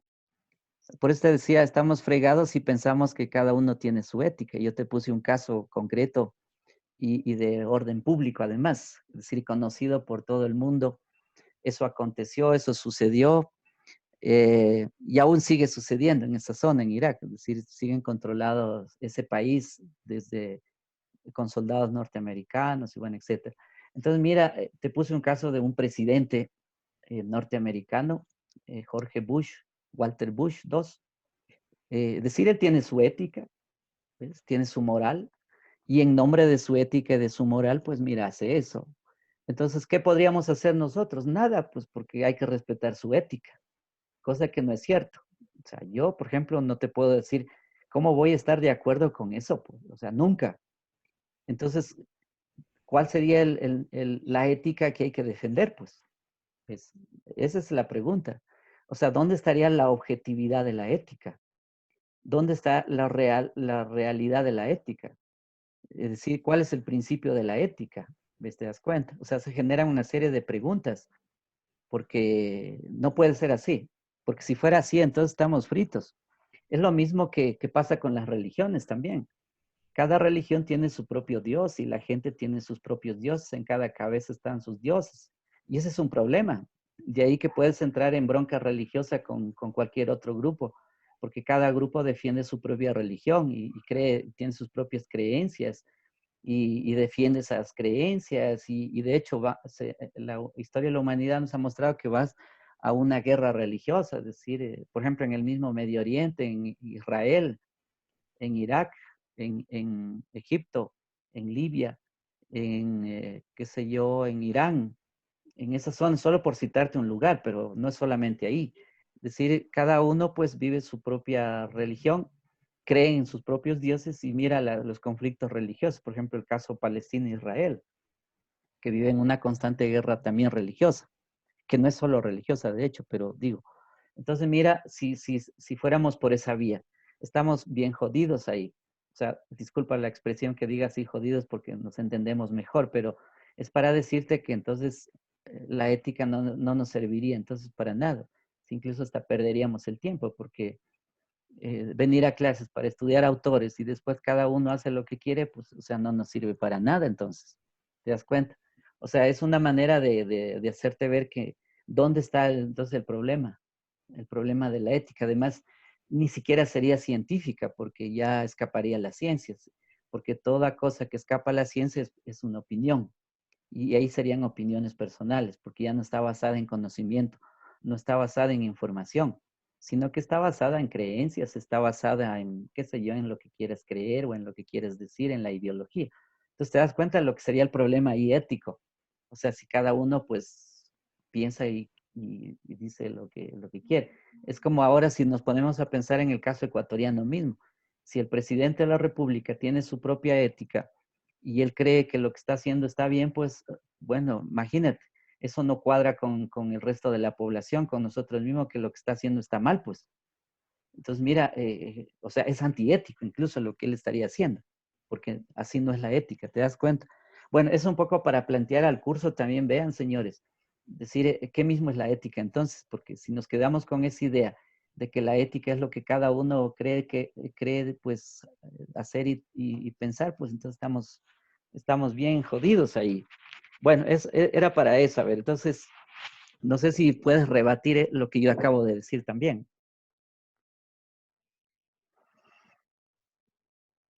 A ver, entonces,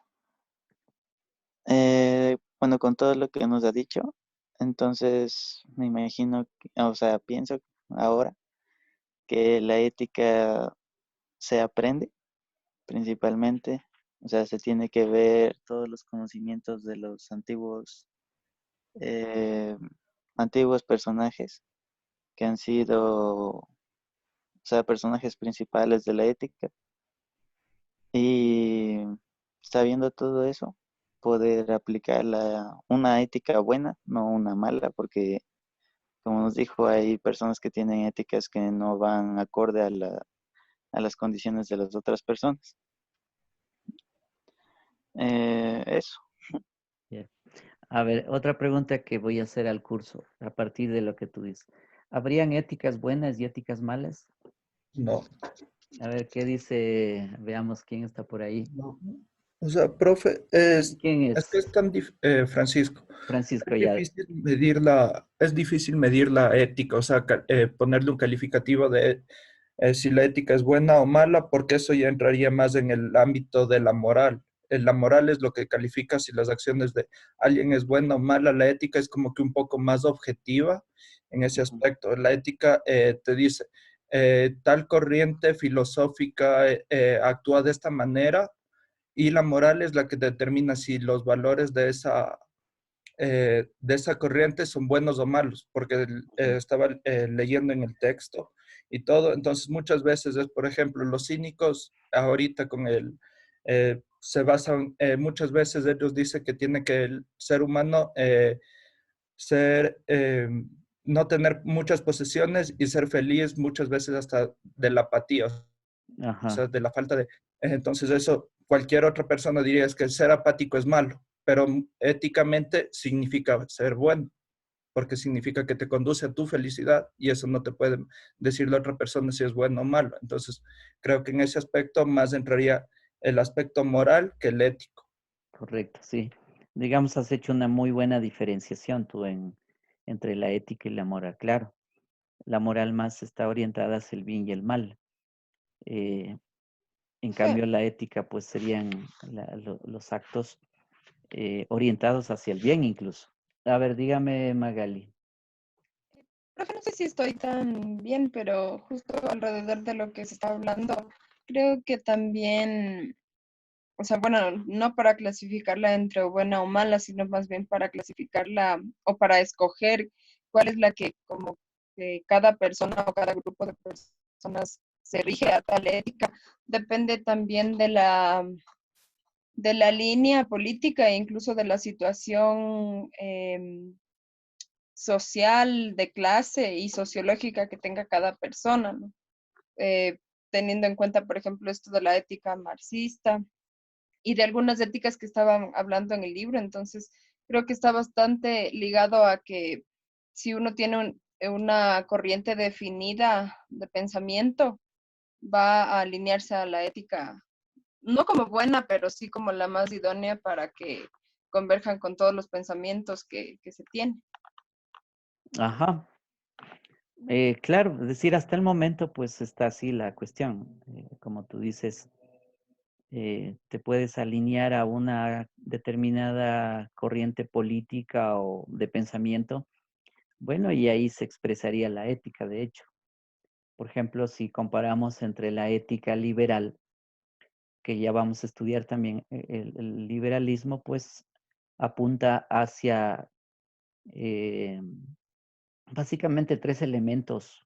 Ahí tiene que ver. Uno es la libre competencia, o sea, lo que se llama eh, eh, en términos más mercantilistas, libre oferta, libre demanda. Ese es un elemento que defiende el liberalismo. El otro pilar del liberalismo es que el Estado pues no se interponga en la economía, no se mete en economía y solo sirve para entregar un poco de dinero a los pobres.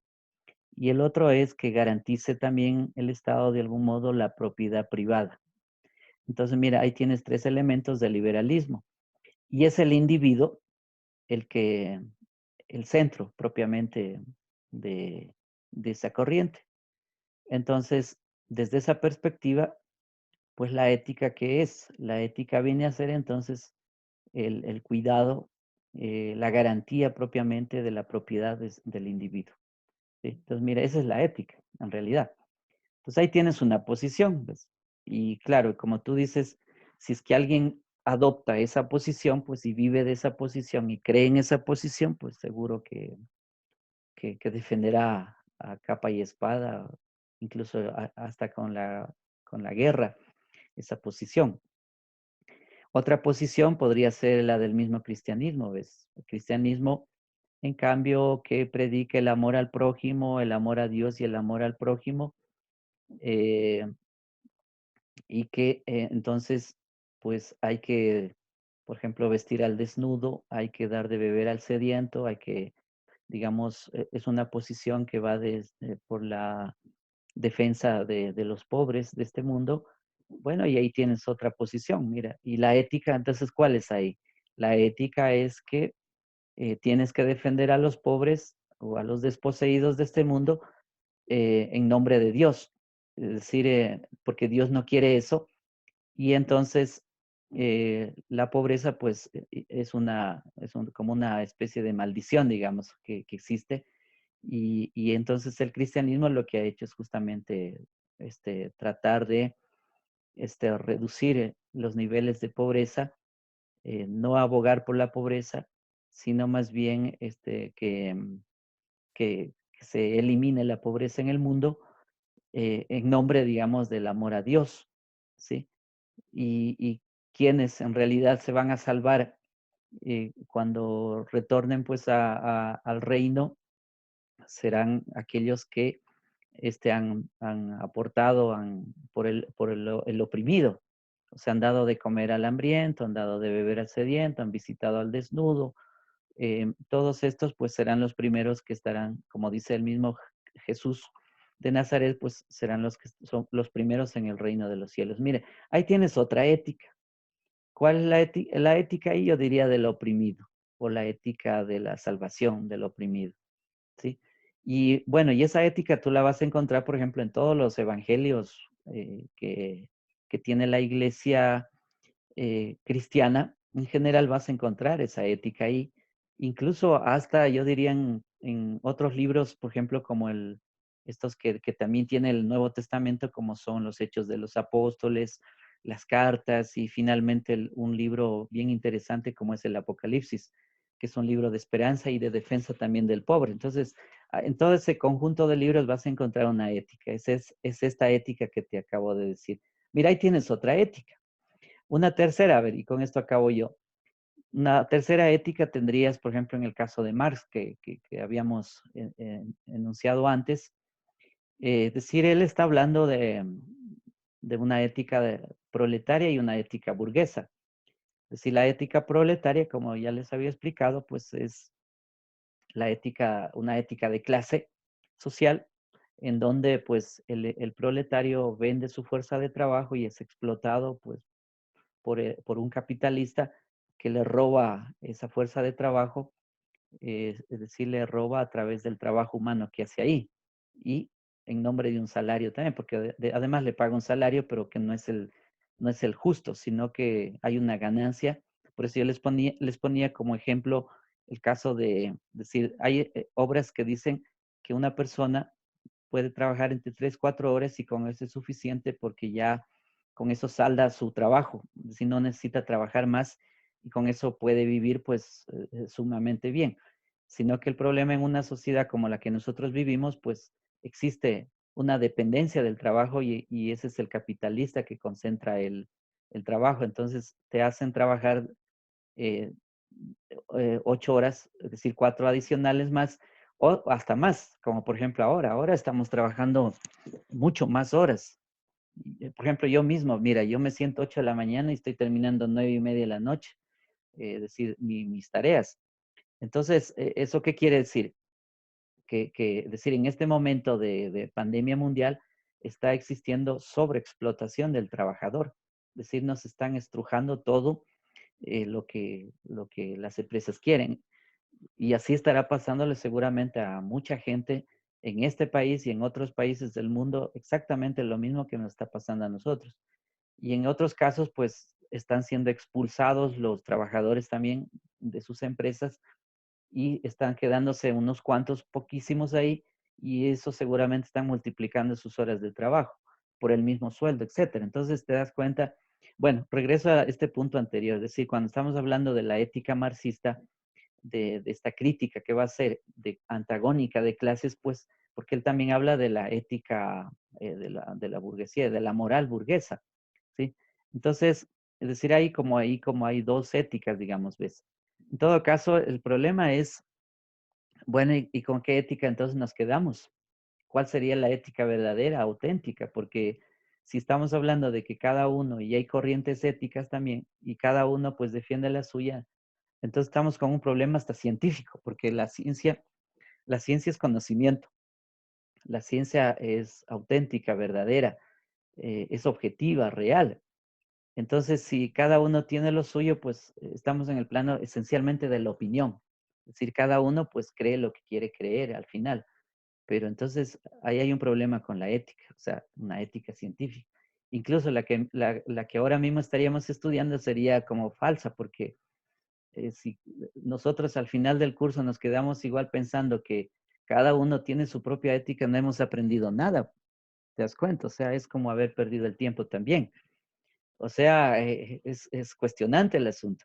Bueno, de todas maneras, lo que tú dices me parece correcto, es decir, hasta ahora lo hemos visto así también. No sé si tienes alguna otra réplica tú de lo que yo mismo estoy diciendo. No, profe, eso justo me parece que va dentro de eso igual porque, pero me parece que es importante también tener como todas las éticas presentes porque, por ejemplo, yo considero que o sea, para mí la mejor sería la marxista porque yo soy marxista, pero también, por ejemplo, ahí el sumarle la ética de la liberación y de hecho hasta contrastar con todo lo que dialoga Dussel con Marx y cómo van superando las contradicciones que van encontrando, me parece que es súper enriquecedor para la teoría y para la ética en sí, ¿no? Entonces, así ir viendo todas las éticas que vamos aprendiendo, me parece que Ujú. es bueno.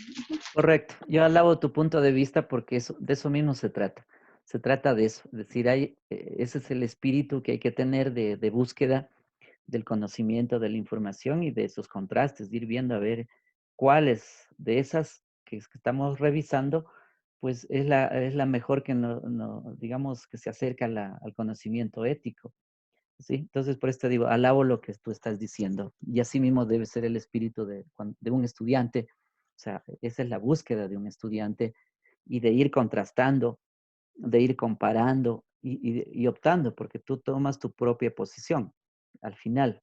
Es decir, uno al final de un estudio por ejemplo, cuando terminemos esta clase, pues tenemos que tener un posicionamiento. O sea, ¿cuál es mi posición con respecto a esos autores, a esas corrientes? ¿Cuál es la que más te convence en cuanto a conocimiento propiamente? Entonces, tú, por ejemplo, ya estás citando ahí varias cosas ahí. Bueno, eso es jóvenes.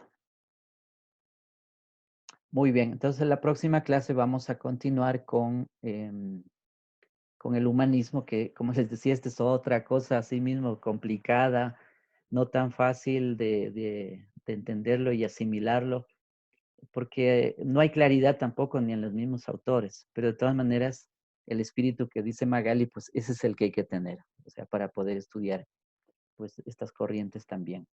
Bueno, jóvenes, entonces vamos a ir terminando la clase y nos veremos la siguiente vez. Profe, una preguntita más. Sí. Los trabajos de recuperación que le subimos, más o menos, ¿para cuándo podrá estar la retroalimentación? Mm, chuta, no sé, es que yo creo, espero hasta la próxima clase para tenerles lista ya las revisiones y las notas. Ya, Ajá, gracias, profe. sí, espero que. Bueno, jóvenes, nos vemos entonces. Profe, hasta Chao. Hasta luego, pronto. profe. Hasta